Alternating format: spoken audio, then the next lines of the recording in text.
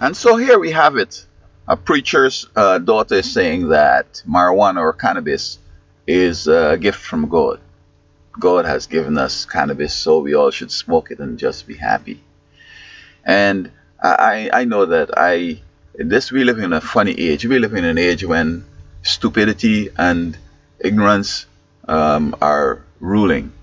You find from elementary school up to college, people are engaging in stupid activities. They got them reading, a bunch of fiction, the gingerbread boy, run down the road, and all that, um, and witchcraft and this, this thing, magic and all that kind of stuff. So they lost. And when they go to college now, they tell them, oh, you don't need to know this stuff, just know where to find it. So you find that because they've graduated in a certain field, they start talking and using certain phrases from that field, and it sounds as if they're smart and intelligent and qualified and competent and so on. But in real terms, you got to be careful. You better know for yourself, or else they're going to kill you.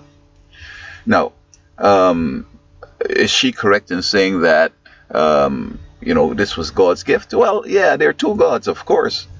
Joshua said, "How long halt ye between two opinions? If Baal be God, then serve him, and if God be God, serve him." Baal was just another name for Satan, because Satan is the one that challenged God and so on. So he has set up his own little religion out there, and he's considered a god. So I would agree that, of course, Satan will prescribe marijuana for his followers. On the other hand, God was saying, look, strong drink is not good for you. Fermented drink, because when grape fermented, it became alcohol, and he knew that it wasn't good for them, and he warned them about it. But today we're discovering that fermented things are alcohol and poison, and it's the body fighting the poison that gives that sensation and that utopia and euphoria, and even causes people to black out and so on. So yeah, Satan will prescribe marijuana, and just now you can see some more horrible things going to become as if God created it, simply because the objective of Satan is to neutralize our minds, make us can't really grapple with very delicate and sophisticated and complex concepts in these last days.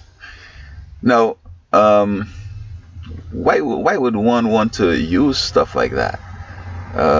My friend in Florida told me, he said, look, he used marijuana for a while, and what he could have done previously can't do then, now or then. He's saying that if he could have lifted 100 pounds with his brain, after smoking a bunch of marijuana, he could just lift maybe 50 or less. So there's an imperceptible declension, and simply because one is declining, from birth to old age, you don't even see the change until they say, oops, I'm old. You look in the mirror and see your old face. And same thing with these things. There are other methods that are useful for some of these things that people are claiming that marijuana is good for. But look at it this way. I've met high school students. When I told them I'm from the Caribbean, they automatically assume I'm from Jamaica. So they say, hey, you got some good weed in Jamaica. I said, bro, I'm not from Jamaica, and secondly, I don't use marijuana. They say, you never use marijuana? Yeah, right. I don't believe that. Yeah, I've never used marijuana, sir. And they say, well, this is God's gift. God made marijuana. Well, thanks for them accepting that God is the creator of the world and nature and so on. But they got to remember that in the beginning, after God created the world, he pronounced that everything was good. Everything was good to eat, except this tree here. It's not that it was poisonous, but it was a stewardship reason. Don't use this, because in using it, you're usurping my authority. I'm telling you, because everything belongs to me, I want to reserve this tree for myself. Just like the Sabbath, I want to reserve the Sabbath to myself. And just like the tithe, all belongs to him. He just asks us for a tithe, okay? Stewardship, as it were.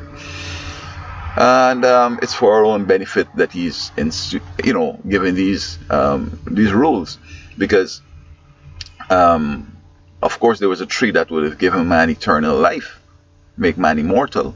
But then there's the other one which he says, don't use it because I say don't use it. Now, today, you can't go and eat every fruit out there, although he said everything was good.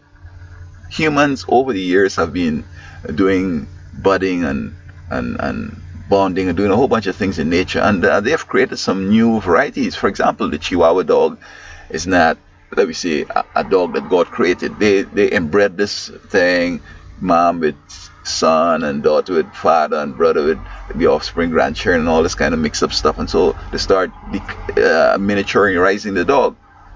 And I'm just wondering if this dog is not suffering, because we as humans, if we do incest, there are some obvious suffering. Person has a diminishment capacity, mental capacity, and so on, intellect, and other diseases that were in the family become dominant now, and so on. And so man created. You have poisonous trees out there now, trees that smell bad.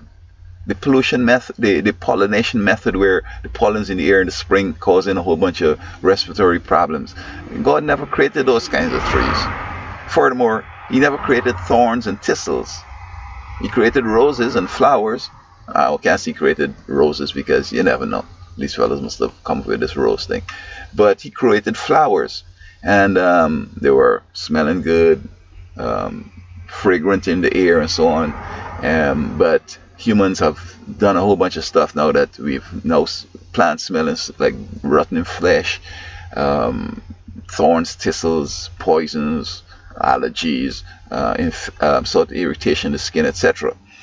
And so who knows where cannabis came from? And we got to keep in mind that the major biologist and scientist on earth is Satan, and he is inspiring people to put things together.